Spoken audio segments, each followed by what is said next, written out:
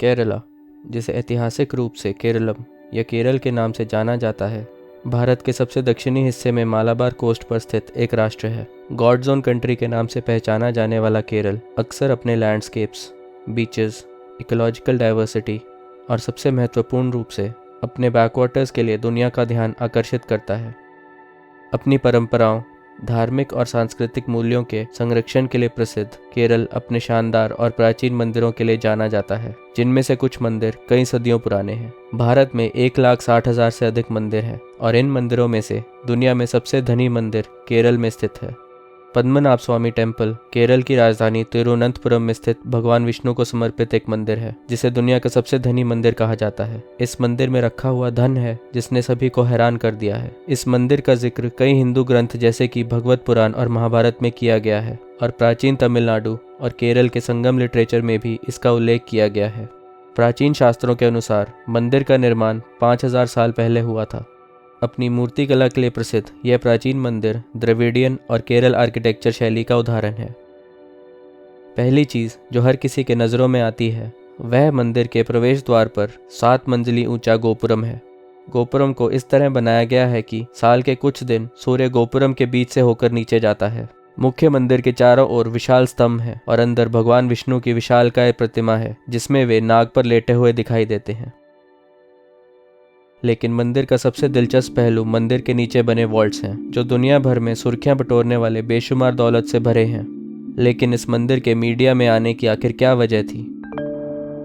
साल 2009 में प्रसिद्ध भारतीय लॉयर टी.पी. सुंदरराजन ने भारत के सर्वोच्च न्यायालय यानी सुप्रीम कोर्ट में एक याचिका दर्ज की। उन्होंने श्री पद्मनाभ स्वामी मंदिर के वॉल्ट्स को खोलने और मंदिर की संपत्ति में मिसमैनेजमेंट और मिसअप्रोप्रिएशन होने का दावा किया।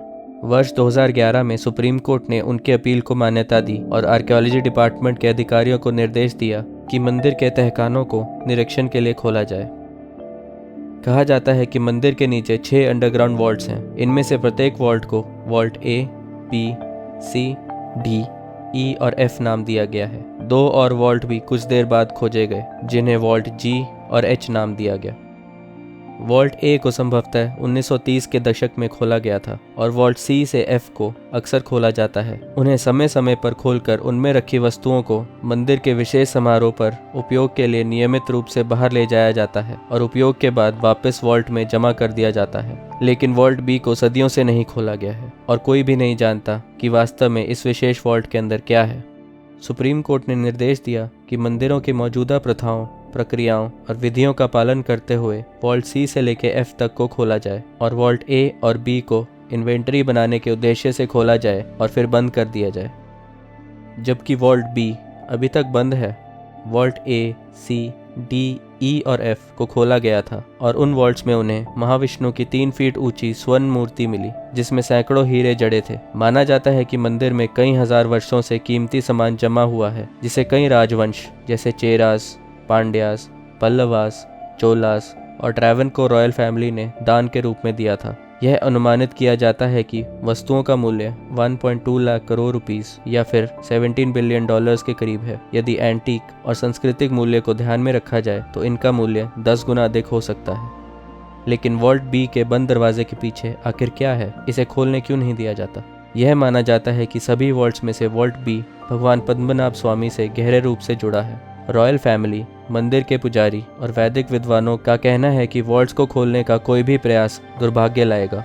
कई भक्तों का यह भी मानना है कि वॉल्ट के खुलने से बड़े पैमाने पर बाढ़ आ जाएगी। यह विचारधारा ओशन थ्योरी पर आधारित है, जो बताती है कि वॉल्ट बी अरब सागर से जुड़ा है और इसे खोलने से पूरे क्षेत्र में बाढ़ आ जाएगी।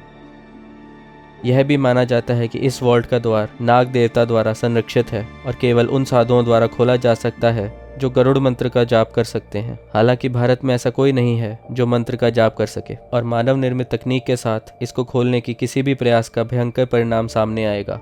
2011 में वॉल्ट बी में प्रवेश करने का आधिकारिक प्रयास बाकी के वॉल्ट्स के साथ किया गया था।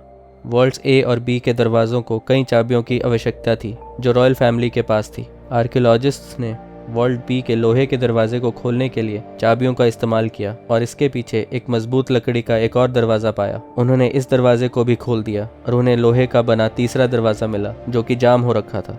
वॉल्ट बी के सबसे भीतरी दरवाजे में 3 लैच लगे हुए थे और उनमें से एक जाम हो गया था, जिससे आर्कियोलॉजी टीम वॉल्ट को नहीं खोल पा रही थी। उन्होंने बल का प्रयोग करके दरवाज़ा तोड़कर वॉल्ट में जाने का सोचा, पर फिर इसे अनुचित माना। उन्होंने एक लॉकस्मिथ को बुलाने का फैसला किया। फिर जुलाई महीने में ताला लगाने वाले के आने से पहले रॉयल फैमिली ने सर्वोच्च न्यायालय को एक हलफनामा भेजा, जिसमें उन्होंने कहा कि अभी के लिए वॉल्ट बी को ना खोलें, क्योंकि ऐसा करने से मंदिर की स्पिरिचुअल इंटेग्रिटी को नुकसान हो सकता है। रहस्य तब और गहरा गया जब टीपी सुंदरराजन, वो लॉयर जिसने वॉल्ट्स को खोलने की बात कही थी, उनकी अचानक दिल का दौरा पड़ने से मौत हो गई। वे स्वयं ही भगवान पद्मनाभ स्वामी के बहुत बड़े भक्त थे। बाद में भगवान को प्रसन्न करने के लिए वॉल्ट्स के पास विभिन्न अनुष्ठान किए गए और पुजारियों ने चेतावनी दी कि वॉल्ट बी का दरवाज़ा खोलना दुर्भाग्यपूर्ण होगा। जुलाई 2020 में भारत के सर्वोच्च न्यायालय ने मंदिर के प्रबंधन के अधिकारों को ट्रैवनकोर रॉयल फैमिली को सौंप दिया, लेकिन मंदिर के वॉल्ट बी को खोलने की मांग पर फैसला करने से इनकार कर दिया और अपना निर्णय एडमिनिस्ट्रेटिव और एडवाइजरी कमेटीज पर छोड़ दिया। श्री पद्मनाभ स्वामी मंदिर के खजाने की खोज ने पूरे भारत में और खजाने की खोज की शुरुआत कर दी है। कई प्राचीन मंदिरों को गुप्त खजाने छिपे होने के रूप में पहचाना जा रहा है और यहाँ तक कि कई अभियान भी शुरू हो गए हैं जहाँ इन मंदिरों के वॉल्ट्स खोले जाने की मांग की गई है। अब तक पद्मनाभ स्वामी मंदिर का वॉल्ट बी बंद है और इसके अंदर का राज अभी भी एक रहस्य बना हुआ है। आपको क्या लगता है, क्या वॉल्ट्स को खोला जाना चाहिए और उसके अंदर के खजाने के लिए देखा जाना चाहिए, या फिर हमें देवताओं का सम्मान करना चाहिए और वॉल्ट्स को बंद रहने देना चाहिए?